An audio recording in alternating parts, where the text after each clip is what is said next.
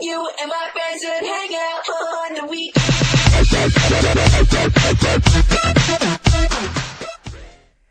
Eh bien, salut tout le monde, c'est Barzouille et aujourd'hui je vous retrouve pour un mini tuto, ça va pas durer longtemps. C'est sur comment modéliser le logo Monster dans Cinema 4D. Alors je dis le logo Monster, mais ça peut être par exemple le logo d'Assassin's Creed qu'on a ici, ça peut être le logo de Peugeot, enfin voilà, de tout ce que vous voulez. Et pour ça on va avoir besoin de Photoshop et de Cinema 4D. Alors pour commencer, donc il faut déjà que vous trouviez votre image avec le logo, puis que vous l'ouvriez dans Photoshop. Donc moi je vais prendre l'exemple du logo Monster. Alors Photoshop et Cinema 4D qui sont deux logiciels très faciles à craquer. Beaucoup de youtubeurs ont fait des tutos là-dessus, donc n'hésitez pas à aller les regarder si vous n'avez pas encore ces deux logiciels là. Alors, une fois que Photoshop est lancé, on va ouvrir notre image. Alors, je crois que je l'avais mis là. Là voilà. Alors, voilà. On va déjà la déverrouiller. Alors, la technique, c'est de... Bon, les gens, on va zoomer un peu. La technique, même beaucoup. La technique, ça va être, avec l'outil plume, de détourer. Alors, c'est assez fastidieux comme taf. De détourer tout comme ça le logo. Voilà, tout du long.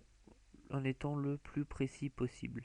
Et une fois qu'on aura fait tout le logo et qu'on aura rejoint ici, on fera, moi je vais pas le faire parce que je l'ai déjà enregistré en fait, donc ça vaut pas le coup que je le fasse. Et puis en plus c'est long, donc c'est pas la peine. Donc une fois que vous avez fermé la sélection plume, vous faites fichier, exportation, tracé vers Illustrator, tracé de travail, ok. Et là vous nommez logo monster, enregistré, machin, où vous voulez. Une fois que c'est fait, vous pouvez fermer Photoshop. Voilà, ça bug un peu. Et ouvrir Cinema 4D. Ah, bon, bah alors. Bon, écoutez, il a l'air de marcher quand même, on verra bien. Ouais, bon, bah on oublie alors, hein. Alors, une fois que ça c'est fait, on va faire Fichier, Ouvrir, Logo Monster. Voilà, Ouvrir. Ça, on ne touche pas, on fait directement OK. Et voilà ce qu'on obtient. Alors, normalement, si vous êtes bien pris, vous devez avoir deux tracés. Le premier ici, ou l'inverse, hein, et le deuxième là. Voilà. Donc, pour le mettre en relief, en 3D, on va cliquer ici et on va ouvrir extrusion NURBS. On va ajouter une extrusion NURBS et on va glisser le tracé 1 dedans. Voilà le résultat. Et on va ouvrir une nouvelle extrusion NURBS et on va glisser le tracé 2 dans la nouvelle extrusion NURBS. Alors le logo monster qu'on a ici, ça on peut supprimer, ça ne sert plus à rien. Ça on peut réduire.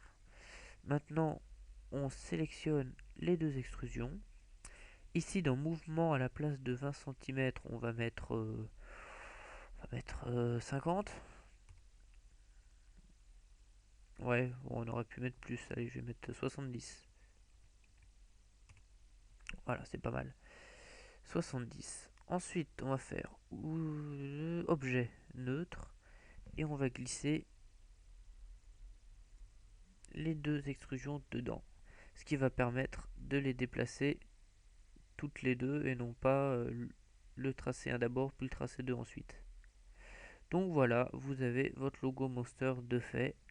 À vous après d'en faire ce que vous voulez, une intro, un background, tout ça. Après vous pouvez rajouter la couleur. Donc pour ajouter, on va faire ça, tiens par exemple, on va rajouter la couleur. Donc vous double-cliquez ici, puis double-clic sur la boule, on retire la spécularité, on clique sur couleur, on clique dans le carré blanc ici, on va prendre le vert, hop, voilà, vert bien flashy. Puis on clique sur réflexion et là on met Fresnel. Voilà, on ferme et on clique dessus, on reste appuyé et on le déplace sur neutre. Et voilà, et en cliquant sur le rendu ici, on a notre logo Monster. Voilà, et ben écoutez, ce sera tout pour ce tuto. Je vous ai montré l'astuce pour rendre modéliser un logo en 3D à partir de Cinema 4D. Donc j'espère que vous avez aimé. N'hésitez pas à laisser un petit pouce bleu et un petit commentaire ou d'ajouter à vos favoris. Et puis ben quant à moi, je vous dis à bientôt. Ciao ciao.